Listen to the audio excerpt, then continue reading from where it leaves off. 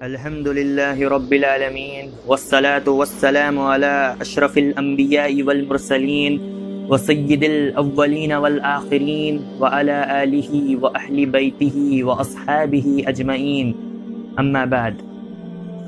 ایک واقعہ ہے جس کو میں اردو میں ٹرانسلیٹ کر رہا ہوں، اور اس واقعے کا مقصود یہ ہرگز نہیں ہے کہ اس پر عمل کیا جائے، بلکہ اس واقعے کا مقصود یہ ہے کہ اس سے عبرت حاصل کی جائے، اس سے رحمان کی معرفت کا دریا کتنا لمبا اور کتنا گہرا ہے اس کا اندازہ کیا جائے۔ اور ہم نے اکثر علماء سے یہ سنا ہے نا کہ اللہ تعالیٰ بہت معاف کرنے والے ہیں، ہم نے قرآن میں پڑھا ہے کہ اللہ تعالیٰ بہت معاف کرنے والے ہیں، تو اللہ تعالیٰ کتنا معاف کرتے ہیں اس کی ایک جھلک انشاءاللہ ہم اس واقعے میں دیکھیں گے۔ تو واقعہ کچھ ایسا ہے کہ ایک شخص تھا جس کا نام احمد تھا، جو بہت دور سے آیا ہوا تھا، اور وہ دنیاوی سند یعنی یونیورسٹی کی ڈگری حاصل کرنے کے لیے آیا تھا، اور وہ پہلی مرتبہ اپنے گھر والوں سے دور اور اپنے ملک سے باہر نکلا تھا، اور اس کا معاشرہ یعنی اس کی سوسائٹی کچھ ایسی تھی کہ وہاں کے لوگ بہت دیندار اور بہت متقی تھے۔ تو اس کی وجہ سے وہ اپنی جوانی کی عیش و عشرت اور خواہشیں پوری نہ کر سکا، تو وہ ایسے ملک میں آیا، انگلینڈ جیسے ملک میں آیا، اور ایسی یونیورسٹی میں اس نے داخلہ لیا جہاں مرد اور عورت دونوں ایک ساتھ بیٹھتے ہیں اور اٹھتے ہیں، ایک ساتھ کھاتے اور پیتے ہیں، اور جہاں مرد اور عورت کی دوستی کو برا نہیں سمجھا جاتا ہے۔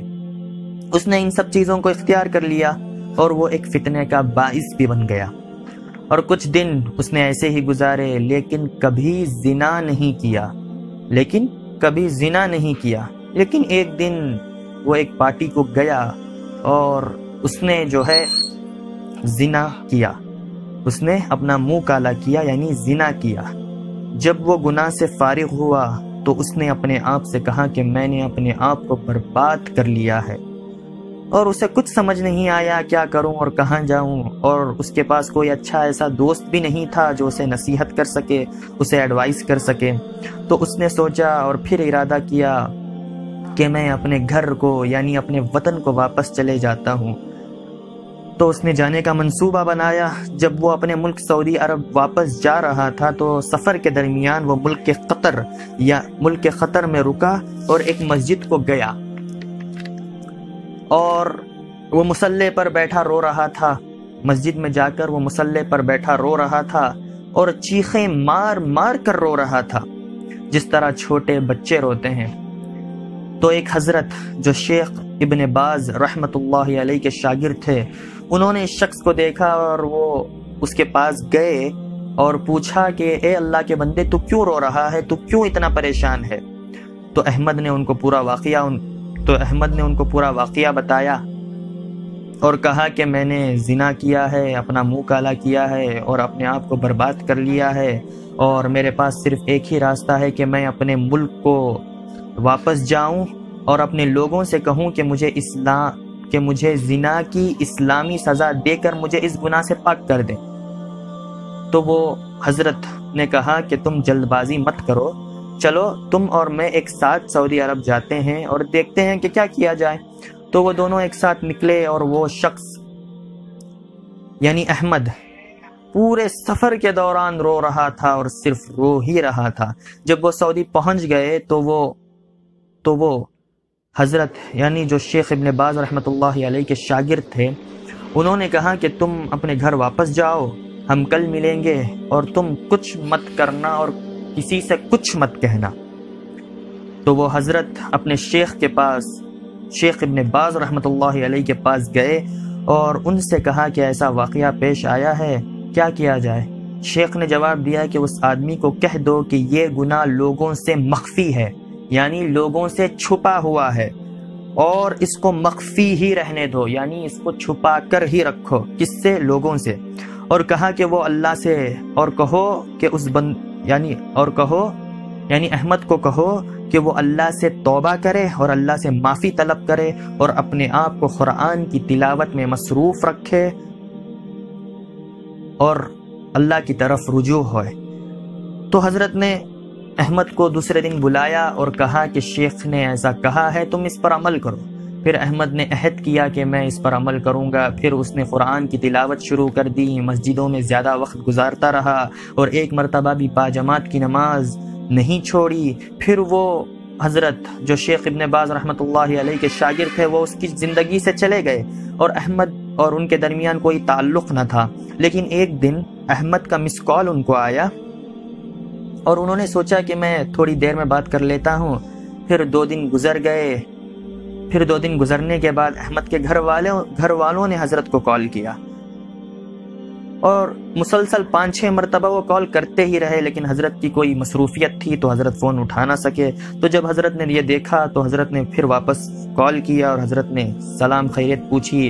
پھر گھر والوں نے کہا کہ ہمیں آپ کی مدد چاہیے اور احمد آپ سے بات کرنا چاہتا ہے۔ تو حضرت نے جواب دیا کہ ضرور، میں انشاءاللہ عشاء کے بعد آ جاتا ہوں اور پھر بات ہوگی۔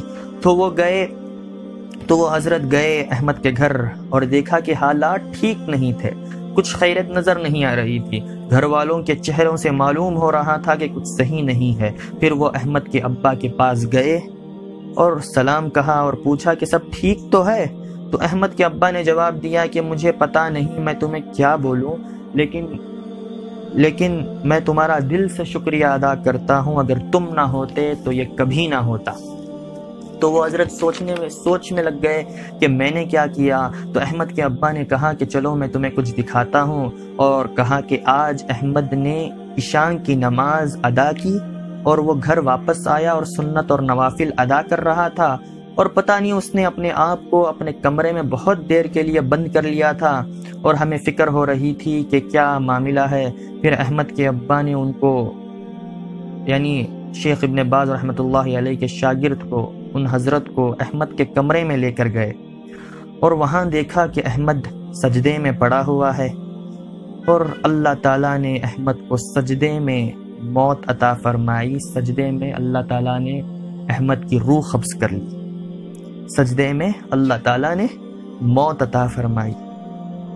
اللہ اکبر۔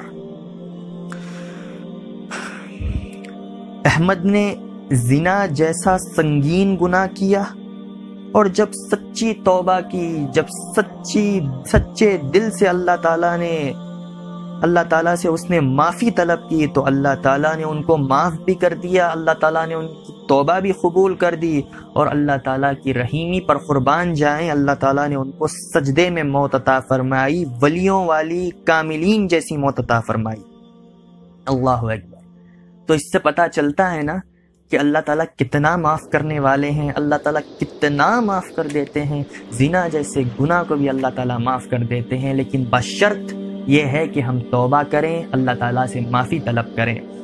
یہ تصور ہر کسی کے دل میں ہوتا ہے کہ میں نے توبہ کی، پتہ نہیں اللہ تعالیٰ نے توبہ قبول کی ہے یا نہیں، یہ ہر کسی کے ذہن میں ہوتا ہے، لیکن یہ ڈر ہونا بھی چاہیے۔ یہ ڈر ہمیں اور زیادہ توبہ کرنے کی طرف لے جائے گا، لیکن اس سے نا امید نہیں ہونا چاہیے، اللہ کی رحمت سے نا امید نہیں ہونا چاہیے کہ نہیں اللہ تعالیٰ نے میری توبہ قبول نہیں کی ہوگی۔ ڈر ہونا چاہیے کہ پتہ نہیں توبہ قبول ہوئی ہے یا نہیں۔ اگر یہ ڈر رہے گا تو بے شک ہم اور زیادہ توبہ کریں گے اس ڈر سے۔ تو میں آپ لوگوں کو ایک اپنی بات کہنا چاہوں گا، حالانکہ مجھے اس کی اجازت تو نہیں ہے کہ میں کوئی اپنی بات کہوں، لیکن یہ ایک قول ہے جو قابل غور ہے اور قابل تسلی ہے۔